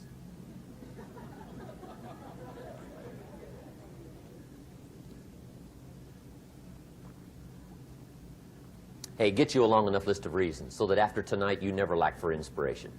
You might not have all the answers right away, but you can get the answers if you can get the reasons. Now, let me give you a little simple formula for goal setting. Okay? We take 2.5 hours on the weekend for the whole 10-year plan. We don't have time for that tonight. But let me get you started with a little simple formula Mr. Schoaf gave me. And maybe this will be helpful. First of all, I've divided goals into 2 parts. First is long range. Long range goals. That's your dreams. Your dreams for the next 3, 5, 10, 20, 30, 40 years. Actually, the rest of your life. Your dreams. You've got to keep dreaming. Ronald Reagan, president, said to the joint session of Congress a few weeks ago, the Republic is a dream. And if we don't keep dreaming, we will lose the Republic. Your better future is a dream for yourself and for your family. Where do you want to go? What do you want to do? What do you want to be? What do you want to see? You've got to dream dreams. There's a Bible phrase that says, without dreams and visions, people perish. You've got to have something to go for that inspires the heart and the soul. Dreams. From the children of Sanchez, it says, take the crumbs from starving soldiers, they won't die. Take the bread from hungry children, they won't cry. But without dreams, we all will die. You've got to dream. Don't lose your dreams for yourself, for your future, for your family. The dreams of love and enterprise and travel and doing things, becoming something unique on your journey here. Don't lose your dreams. Do some dreaming. That's long-range goals. You've got to have those. So that's number 1. Here's the second part of goals, short-range. Short-range goals. That's your goals for tomorrow, this week, this month, this year, the immediate future. We call these confidence builders. Because if you set up something short-range, go for it, get it, latch onto it, work hard, accomplish it. That starts building your strong feelings to go for your dreams. Now, I've divided goals into 3 categories. Here they are. Number 1 is economic. That's your goals for money, income, business, profits, production. Economics. Make sure you've got your economics well planned. Economics plays a major role in everybody's life. Economics is major, which means it ought to be meticulously well planned for tomorrow, this week, this month, this year, long range. What if you asked somebody tomorrow if you could see their meticulously well-planned list of economic goals? What would they probably say? They'd say, you some kind of a nut? You must be weird. Hey, I found out what success is. Success is doing what the failures won't do. Make sure you've got your economics well planned. It'll put you in the top 5%. One of the key little subjects we talk about on the weekend is the 7 fundamentals for wealth and happiness. And that's one of them, well-planned economics. It's a fundamental if you want to do well. Join the top 5%. Anybody in this room can join the top 5%, if you will. Okay. Now here's the second category of goals, things. Make a list of the things you want. And on my list of things, now I put everything. Little things as well as major things. Doesn't matter how small it is, it goes on my list. I used to just put major things, cars, homes. I don't do that anymore. I now load my list with everything. Everything. And the reason is, part of the fun of having a list is checking it off. That's it. Boy, at the end of the day, if you can go, got it, got it, got it, got it, got it, got it, whatever it is, right? You get into the habit. So load up your list, the things you want. Now, when you check off something major, celebrate. That's an important point to make. Celebrate your achievements. Live it up. Have a party when you reach something you've worked for a while. See, we all grow from two experiences. One is called the pain of losing. The other one is called the joy of winning. We need both of them. Amplify them as much as you can, which also means make losing painful. If you set up something, fooled around, didn't get it, put it on yourself. On the other side, if you did get it, congratulate yourself. Self-congratulations is a sign of maturity. Seeking congratulations is a sign of immaturity. But hey, winning and losing, see, that's what it's all about. That's the name of the game. Now, some people lead such mediocre lives, at the end of the day, they don't know whether they're winning or losing. They got no clue. Guy's just going through the day with his fingers crossed. There's a better way. Okay, here's the third category of goals, personal development. Put those goals together. Personal development goals. That's your goals to be stronger, more decisive, be a speaker, be a leader, learn a language, all kinds of skills. Okay? The whole weekend seminar was designed to improve all your skills so that you walk away more skillful. And that's what you want, the personal development skills. That's what attracts, that's what brings good things to your life, the person you become more skillful. Now, this is quite a package to work on. Economics, things, personal development. For tomorrow, this week, this month, this year, long range. Okay? That'll get you started. Now, here's the simple formula for setting goals. It goes like this. A, work on your goals. That's step one. Work on them. And I put the word work there deliberately. Setting goals is plain hard work. I don't want to kid you. We haven't come here tonight to kid each other. It's work. I know it's work. That's why a lot of people just let it slide. It's work. Many people work hard on their job, but they don't work hard on their future. They just let that slide. And the work involved is making plans. I know most people don't. I understand that. But don't let that be you. Guy says, well, yeah, you work where I work. By the time you struggle home, it's late. You got to eat a bite of supper, watch a little TV, get to bed. You can't sit up half the night. Plan, plan, plan. And the guy's behind. Good worker, hard worker, sincere. But you've got to be better than sincere, working hard. You've got to be better than a good worker. You've got to be a good planner. Somebody once wisely said, the people who fail to plan are planning to fail. Well said. So work on your goals. Here's step two. Write your goals down. That's so important. I teach my staff around the world, put your goals in your journal. Because one of the major people you want to study is yourself. Say, here's the list of goals I put together 3 weeks ago. Here's the list of goals I put together 2 years ago. Here's some of the changes I made, rearrangement of my priorities. I scratched these off. I put these on. I've gotten these. Study your accomplishments. Study what your desires are. Put them on paper. Write them down.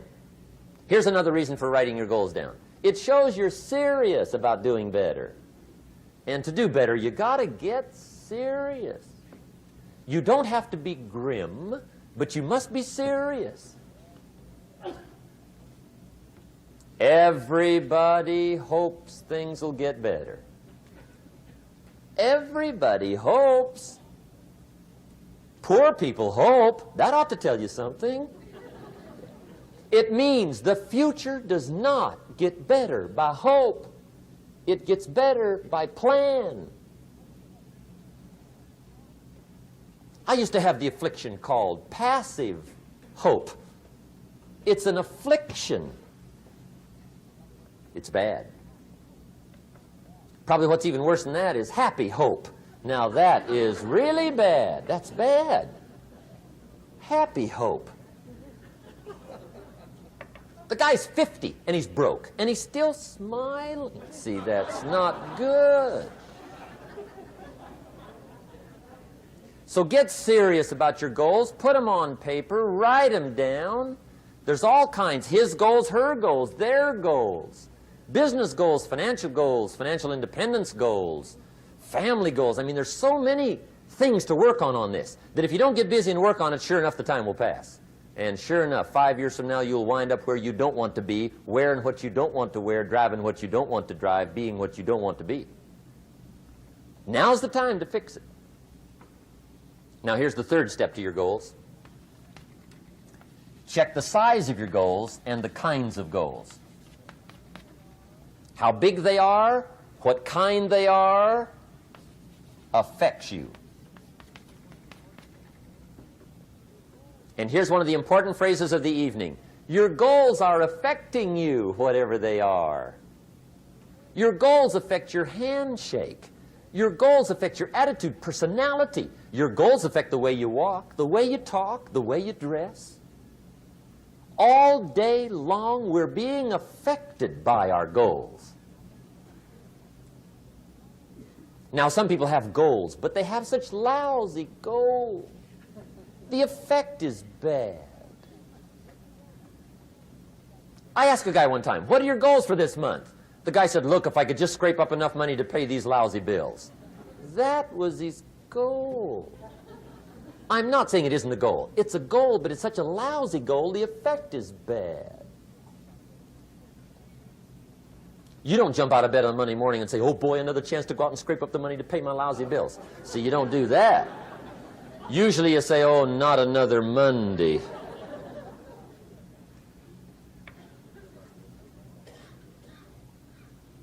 And some people have so given up on life, they have joined the thank God it's Friday club. How sad. Surely those are the same people, when life is over for them, will say, thank God it's over. Let me give you a Bible philosophy that teaches how to get whatever you want. That's the title of the next set of notes. How to get whatever you want. From the Bible. Now again, I'm an amateur when it comes to the Bible. I'm not a pro. But this I can quote, and I think that'll be sufficient. How to get whatever you want. Here's what it says if you're ready. It says, ask.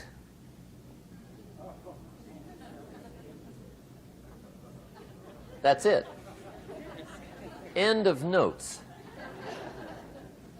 Ask. If there's one art in life to learn extremely well, that's got to be one of them. The art of asking. What does ask mean? Ask means, what do you want? And the formula is staggering. It says ask and what? A guy ought to look into that.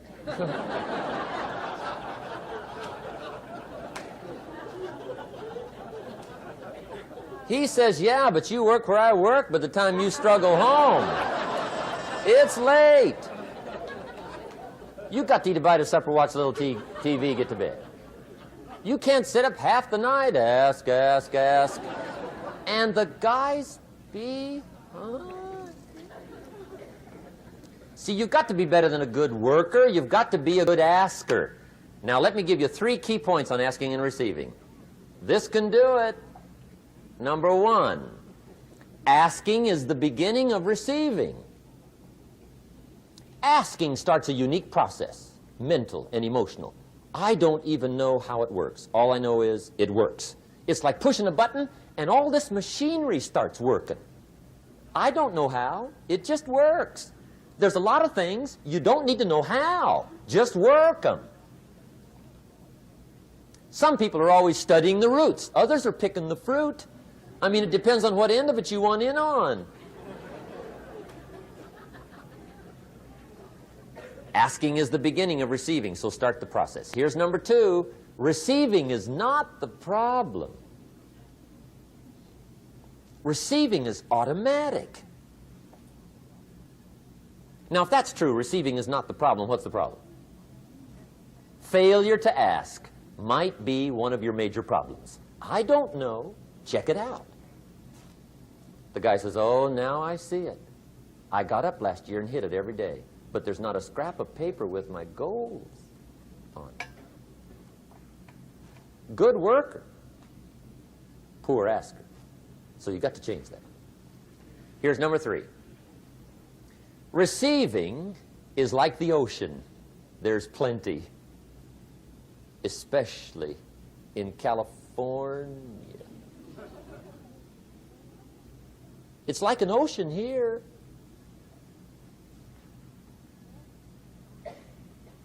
Success is not in short supply. It isn't rationed, and you stepped up to the window and it was all gone. No, no, no. It's like an ocean here. Now, if that's true, what's the problem? Well, some people go to the ocean with a teaspoon. Have you got the picture? See, what you want to do in view of the size of the ocean is trade your teaspoon for at least a bucket, and you'll look better down at the ocean. Kids won't make fun of you, right? Okay. Now, there's 2 ways to ask, and we'll wrap up goal setting. 2 ways.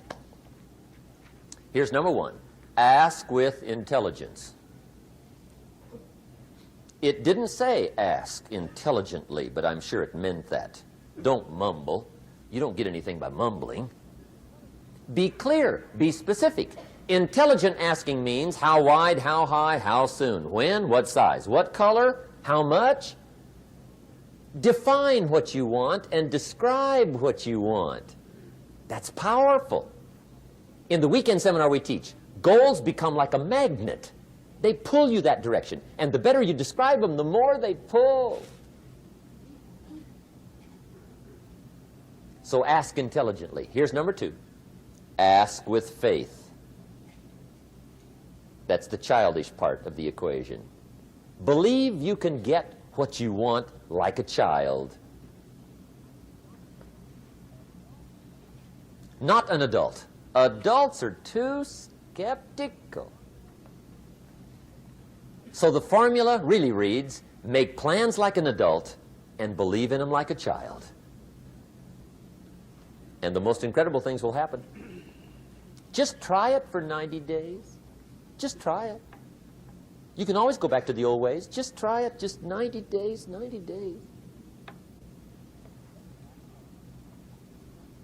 Now, here's the last qualifying phrase on goal setting, as we promised to qualify everything. And it simply goes like this. Remember, you won't get everything you want. And we've already studied the reason for that. Simply, sometimes it hails on your crop and rains on your parade. It's that kind of planet. So you won't get everything you want, but if you will work this goal-setting formula, you can get plenty for wealth and happiness. Okay, that's goal setting. We use it around the world. We recommend it. Now, maybe it won't work as well for you as it has for me. I don't know. Maybe not. But what if it did? You got to try. Okay. Here's the last subject, the day that turns your life around. Let me just quickly give you a list of 4 emotions that can change your life in one day. Emotions are powerful. Sometimes it doesn't take much to alter your whole life direction.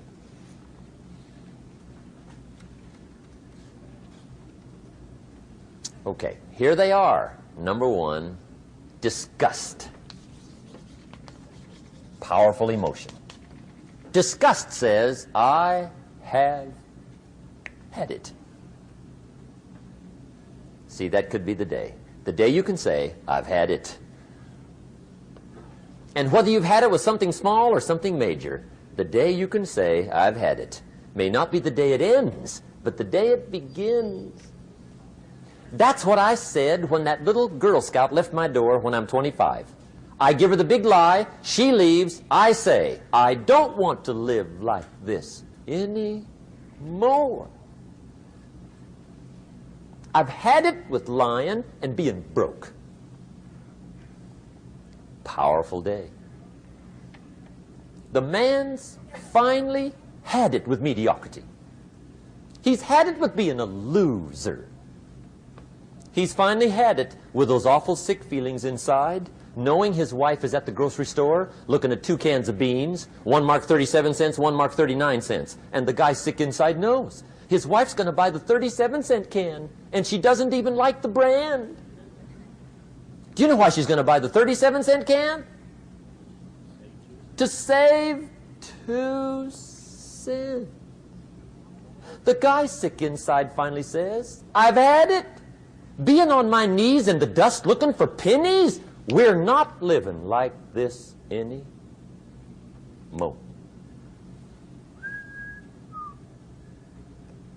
Could be the day that turns your life around. The day you can say, I've had it. He walks into his closet and rips everything in it to shreds and says, I've worn this embarrassing stuff for the last time. And not only will I never wear it again, no one else will ever wear it again. Commit an act that says, I've had it. Powerful. Here's the next one, decision. And decision-making is powerful. And it's emotional. That's those knots in the pit of your stomach, right? Waking up in the middle of the night in a cold sweat, trying to decide. We sometimes call it inner civil war. What shall I do? Well, for progress, you must decide. The best advice I can give you came from a wealthy friend of mine who said, if it's easy, do it easy. If it's hard, do it hard. Just get it done. If you went home tonight and in the next few days cleaned up a whole list of decisions, that might furnish enough inspiration for the next 10 years. I found this out many times after you've decided. Getting on with it is easier than deciding. Sometimes decision is the toughest part.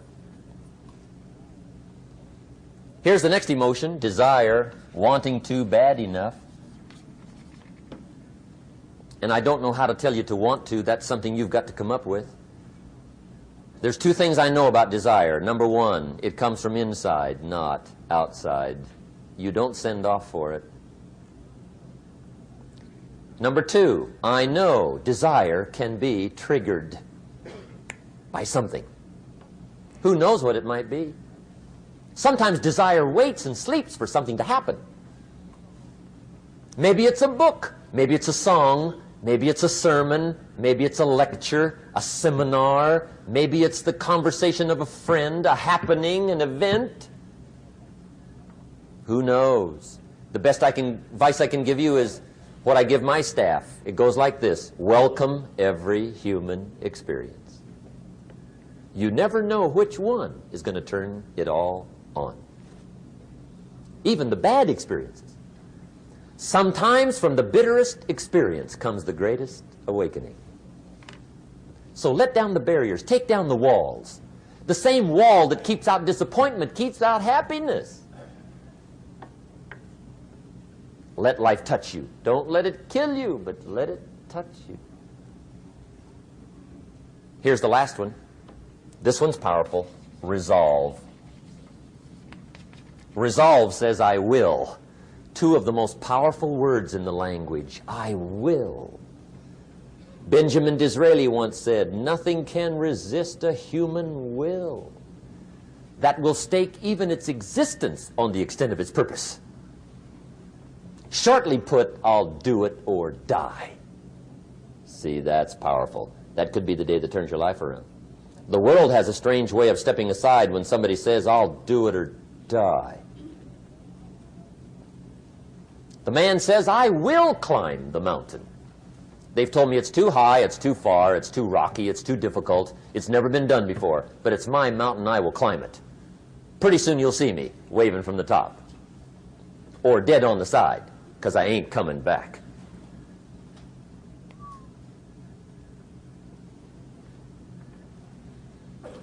The best definition I ever got from the word resolve came from a little junior high girl in Foster City, California, up north. I'm talking to the junior high kids one day. I love to ask kids definitions. They come up with beauties. I got to the word resolve and I asked, who can tell me what resolve means? And I got several hands, and they were all pretty good, but the last one was the best. Little girl, about 3 rows back, held up her hand. She said, Mr. Rohn, I think I know what resolve means. I said, darling, what do you think it means? She said, I think it means promising yourself you will never give up. I said, that's it. Webster, stand aside. That is the definition. Promise yourself you will never give up. I asked the kids, how long should a baby try to learn how to walk? How long? How long would you give your average baby before you shut him off? How long? See, any mother in the world would say, you're crazy. My baby's going to keep trying until it learns how to walk. What a magic formula. Now let me show you what triggers all emotions into activity that brings results. And results is the name of the game. Here it is. Action. Finally, you must do something about how you feel. Jesus, the master teacher, said, don't just be listeners, be doers. The world admires the doers. Whatever it takes to get you to try harder, read more, set your goals, and go for it. Here's the next attitude disease. Overcaution.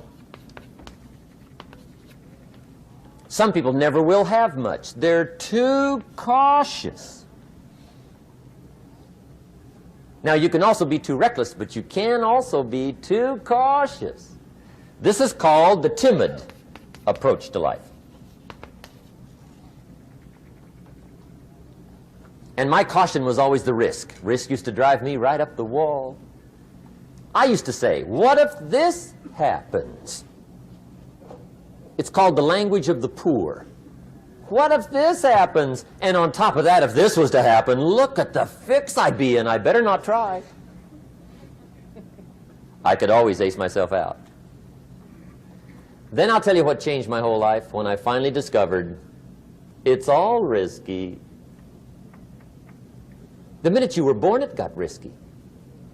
If you think trying is risky, wait till they hand you the bill for not trying. If you think investing is risky, wait till you get the tab for not investing. See, it's all risky. Getting married is risky. Having children is risky. Going into business is risky. Investing your money is risky. It's all risky. I'll tell you how risky life is. You're not going to get out alive. That's risky. The Englishman says, well, if that's the way it's going to work out, let's give it a go. Right, that's what it's for. Give it a go. Somebody says, yeah, but I'm looking for safety and security. Fine, then huddle in a corner. We'll cover you with a sheet, bring you 3 meals a day. And we'll protect you, feed you, look after you, care for you. We won't let anything happen to you. And you'll probably live to be 100. The guy said, well, yeah, I'd live to be 100. But what a way to live. Right. What a way to live, safe and secure. Don't ask for security. Ask for adventure. Better to live 30 years full of adventure than 100 years safe in the corner. And see, it's not important how long you live. What's important is how you live. Here's the next attitude disease. We're almost through with this motley list. In fact, we're almost through. Hang on. The next one is pessimism. Pessimism, the deadly disease of always looking on the bad side, the problem side, the difficult side, checking all the reasons why it can't be done. The poor pessimist leads an ugly life. He doesn't try to figure out what's right. He tries to figure out what's wrong. He doesn't look for virtue. He looks for faults. And when he finds them, he's delighted. How ugly. This is the poor guy who looks through the window, doesn't see the sunset. He sees the specks on the window.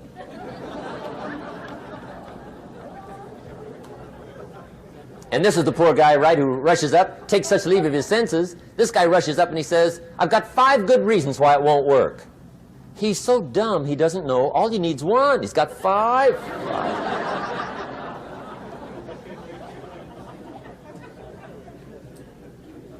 To the pessimist, the glass is always half empty. To the optimist, the glass is half full. Why would the same measure affect people 2 different ways? Answer, it all depends on how you look at it. Our lives are mostly affected by the way we think things are, not the way they are. The way we think they are affects us most. There's a subject we don't have time to get into tonight called better thinking habits. One of the major things Shove taught me when I met him, he said, poor thinking habits keeps most people poor. Not poor working habits. Most people work hard, but they don't think hard. And Shove taught me that the mind is like a factory, a mental factory. And whatever you think about all day long pours ingredients into this mental factory. And that's what builds the economic, social, financial fabric of your life. He quoted me a Bible phrase that says, as you think, so you become. How awesome. When he talked about poor thinking habits, he had me. I used to start the day reading the morning newspaper. I mean, you can believe that or not. I'd get a cup of coffee and read the paper. I'd load up on wars and riots and murders and stabbings and killings and bank robberies and muggings and car wrecks and tragedies. I'd even read the back pages. I seem to like that stuff for some weird reason. I'd load up on all that, and then I'd start the day. You can imagine the kind of days I used to have. You walk around on your financial knees. They call you economic peewee.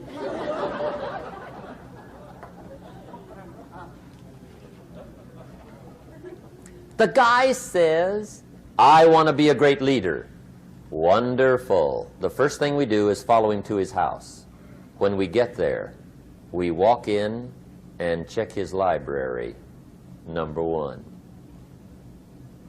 Somebody says, well, why check his library?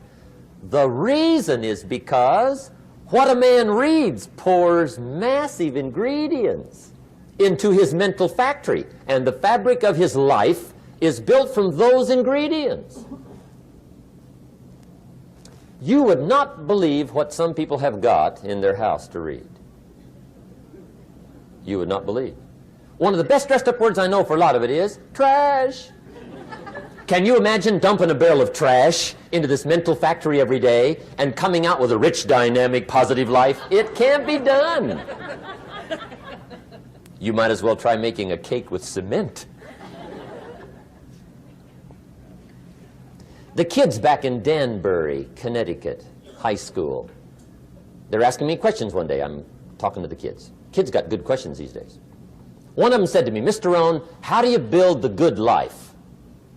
I said, it's simple. It's not easy, but it's simple. Here's how you build anything. Select the right ingredients, keep out the wrong ingredients, and it starts with thought. Everything starts with thought. So you must be wise and careful what you think about, because that starts everything. You got to be wise and careful. I asked the kids, what would happen if somebody dropped sugar in my coffee? They said, well, you'd be okay. I said, what if somebody dropped strychnine in my coffee? They said, well, you'd be dead. I said, correct. Lesson 1. Life is both sugar and strychnine. You gotta be careful. I said, what if my worst enemy drops in the sugar? They said, will you be okay? I said, what if my best friend, even by accident, drops in the strychnine? They said, well, you'd be dead. I said, correct. Lesson 2, watch your coffee.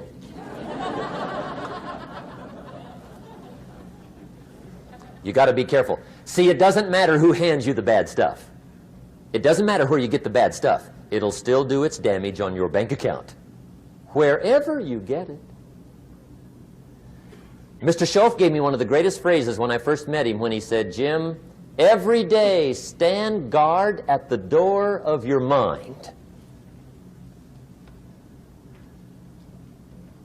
How important. Stand guard at the door of your mind. And you decide what goes into your mental factory. Don't let anybody just dump anything they want to in your mental factory, because you've got to live with the results. Okay, here's the last disease, and we're through with this list. In fact, we're almost through. Hang on. The last subject is very brief. The last disease, but this one is deadly. Engage in this one, indulge in it even slightly, and you might as well forget the future, because it's going to forget you. Complaining, crying, whining, griping, a Bible word called murmuring. See, that'll ace your future. Spend 5 minutes complaining, and you have wasted 5. And you may have begun what's known as economic cancer of the bone. Surely they will soon haul you off into a financial desert and there let you choke on the dust of your own regret. I hope I said that well, so you won't forget. It's a deadly disease. If you don't think it's bad, ask the children of Israel of Old Testament fame. Typical of us all, their story just happened to get in the book. Story says, children of Israel were slaves. God performed a series of dazzling miracles and got them out. And now they're heading for the promised land. Remember the story?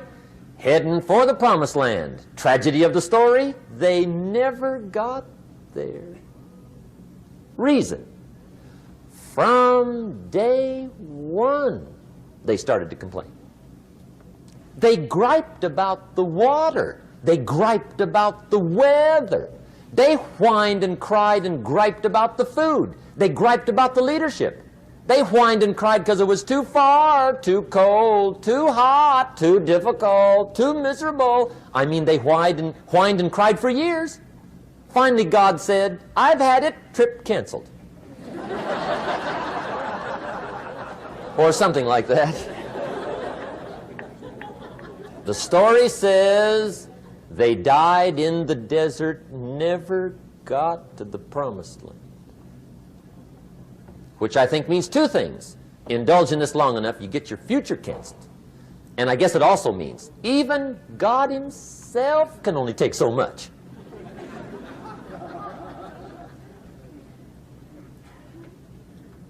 Okay.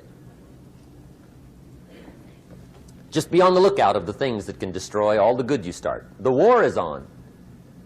And this evening, tomorrow, mentally, personally, socially, economically, you got to make sure you're winning the war. And this is part of it.